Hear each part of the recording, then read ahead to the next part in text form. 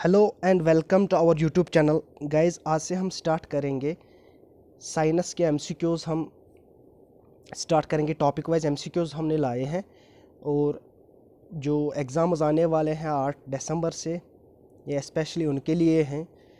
तो हम स्टार्ट करते हैं। पहला जो चैप्टर आता है that is gravitation and heat. उस पर हम कुछ एमसीक्यूज़, इंपॉर्टेंट एमसीक्यूज़ लेके आए हैं, तो वो डिस्कस कर लेते हैं हम।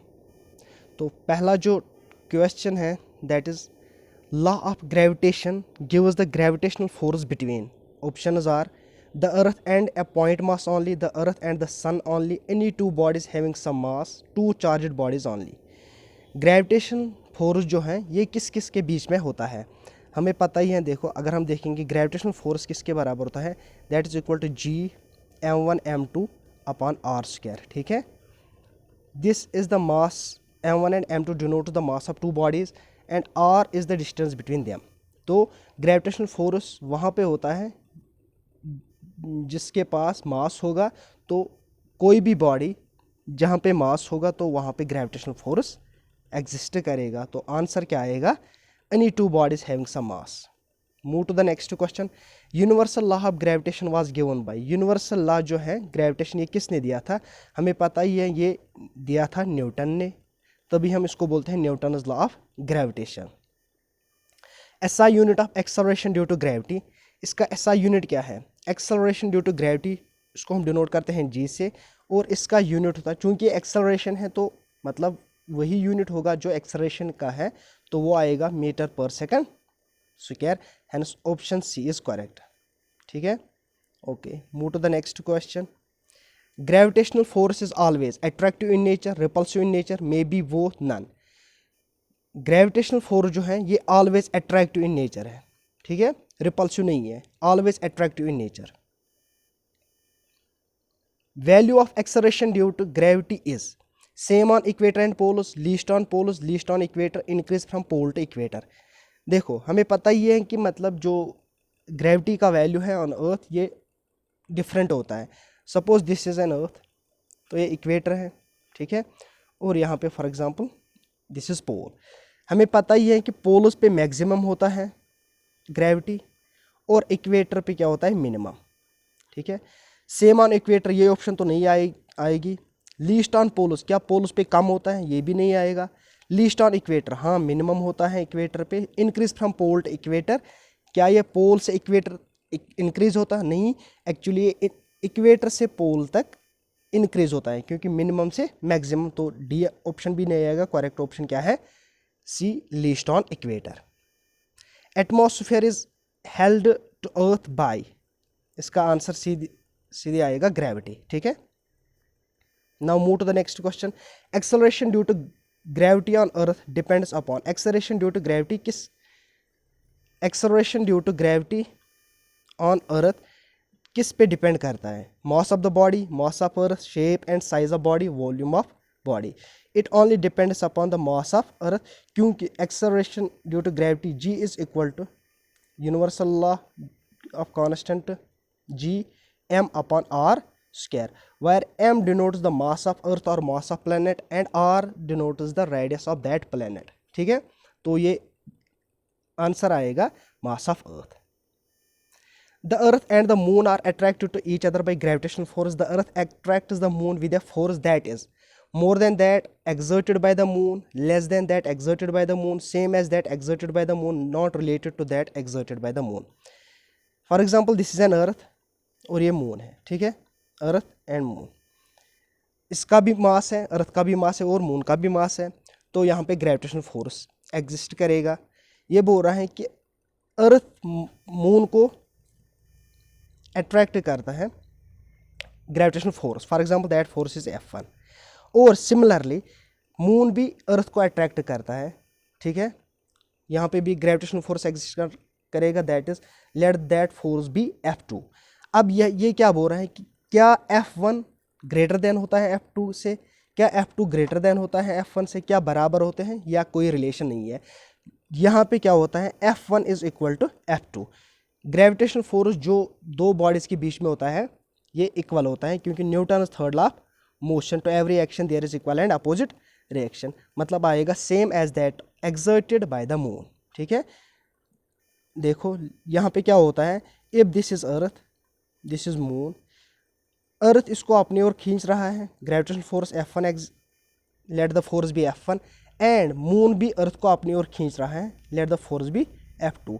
ये फोर्स इक्वल होते हैं लेकिन अपोजिट इन डायरेक्शन। इसका मतलब एफ नेट क्या आएगा, that will be equal to 0। F net होता है यहाँ पे 0। आंसर क्या आएगा इसका, सेम होता है, same as that exerted by the moon. Okay, value of G is maximum at, अभी मैंने बोला कि वैल्यू ऑफ जी कहाँ पे ज़्यादा होता है, पोल्स पे ये सबसे ज़्यादा होता है। Value of escape velocity on earth is, escape velocity earth पे किसके बराबर होता है। देखो एस्केप वेलोसिटी किसके बराबर होते हैं, अगर पहले हम इसकी डेफिनेशन जान लेते हैं।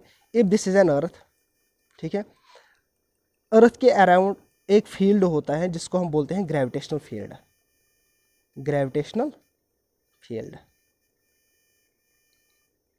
ठीक है, अब एस्केप वेलोसिटी क्या हो गई कि मिनिमम वेलोसिटी कितनी मुझे चाहिए सो दैट मैं किसी ऑब्जेक्ट को इस ग्रेविटेशनल फील्ड से बाहर निकालूं। ठीक है, उसको हम बोलते हैं एस्केप वेलोसिटी, और इसको बोलते हैं सेकंड कॉस्मिक वेलोसिटी भी इसको बोलते हैं, सेकंड कॉस्मिक वेलोसिटी भी। और ये किसके बराबर होता है, इसके लिए फार्मूला है escape velocity is equal to root of 2gr, where r denotes the radius of that planet और रेडियस ऑफ अर्थ। अगर हम अर्थ की बात करेंगे तो इसका वैल्यू क्या होता है, 11.7 किलोमीटर पर सेकंड, इसका आंसर है। ठीक है, और अगर हम एस्केप वेलोसिटी मून पे देखेंगे तो इसका वैल्यू होता है 2.7 किलोमीटर पर second. Now move to the next question, name the first Indian satellite launched for communication. India ने कौन सा सैटेलाइट लॉन्च किया है कम्युनिकेशन के लिए, फर्स्ट बोलना हमें, तो आर्यभट्टा तो नहीं आएगा, इसका आंसर है एप्पल। ठीक है, एप्पल वो सैटेलाइट है इंडिया का जो पहली बार यूज़ किया गया था फॉर कम्युनिकेशन पर्पज़ के लिए, और आर्यभट्टा फर्स्ट सैटेलाइट जो इंडिया ने लॉन्च किया था फॉर एक्सपेरिमेंट के लिए।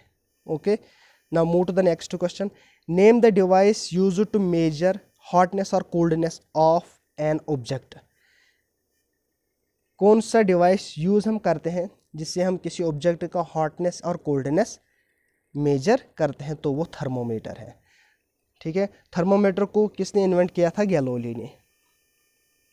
ठीक, okay, which one is filled in the bulb of thermometer. Thermometer में क्या होता है, इसके अंदर कौन सा वो लिक्विड टाइप होता है, वो किसका बना हुआ होता है, that is made up of mercury, ये तो सबको पता ही होगा। Normal temperature of a healthy person वो क्या होता है, that is equal to 37 degree Celsius. Heat always flows from colder to hotter object, hotter to colder object, heat never flows from one object और another in both directions. Heat always flows from hotter object to colder. Okay, heat from sun reaches to us by, ये किस process से यहाँ पे पास होती है, conduction है, convection से, रेडिएशन या ऑल ऑफ दिस से। इसका आंसर है रेडिएशन से। रेडिएशन क्या का मतलब क्या हो गया कि मतलब जो बीच में जो मीडियम होता है वो हीट अप नहीं होता है। Okay, SI unit of energy, SI unit energy, heat energy का एसआई यूनिट है जूल, और केल्विन ये टेम्परेचर का एसआई यूनिट है। Okay, temperature of water in baker is 40 degree Celsius, it is value in Fahrenheit scale is. ये बहुत ही important है, ये क्वेश्चन इस रिलेटेड क्वेश्चन आते हैं एग्जाम में। तो क्या आएगा, देखो टेम्परेचर किस में दिया गया है, सेल्सियस में दिया गया है, हमें किस में निकालना है, फ़ारेनहाइट में। इसके लिए फार्मूला आप ये याद रखो, फार्मूला क्या है, देखो C/5 is equal to F-32/9 is equal to K-273/5। अच्छे से नहीं आया, रिपीट कर रहा हूँ मैं। C/5 is equal to F-32/9 is equal to K minus 273/5, ठीक है। अगर कन्वर्जन करना होगा हमें सेल्सियस, फ़ारेनहाइट और केल्विन, एक्चुअली 5 टाइप के टेम्परेचर स्केल्स 5 है हमें, हमारे पास Celsius scale, Fahrenheit scale, Kelvin scale, Reaumur scale and Rankine scale, ठीक है। इंपॉर्टेंट इसमें 3 ही है, ये सेल्सियस, फ़ारेनहाइट एंड केल्विन। अब हमें क्या किसको कन्वर्ट करना है, सेल्सियस को फ़ारेनहाइट में हमें कन्वर्ट करना है। तो हम फार्मूला ये यूज़ करेंगे, CF is equal to, Fahrenheit में कन्वर्ट करना है, F माइनस 32/9।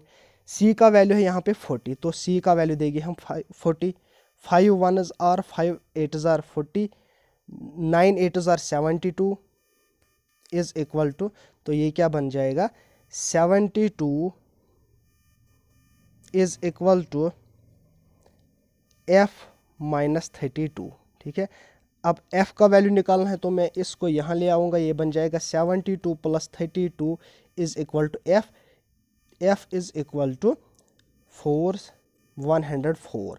तो फ़ारेनहाइट में इसका वैल्यू कितना आएगा, 104, hence option B is correct, ठीक है।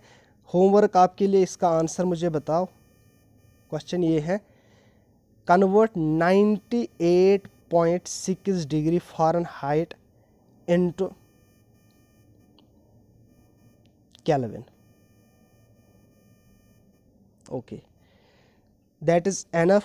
तो नेक्स्ट वीडियो भी जल्दी आने वाला है इंशाल्लाह, तब तक के लिए खुदा हाफिज़।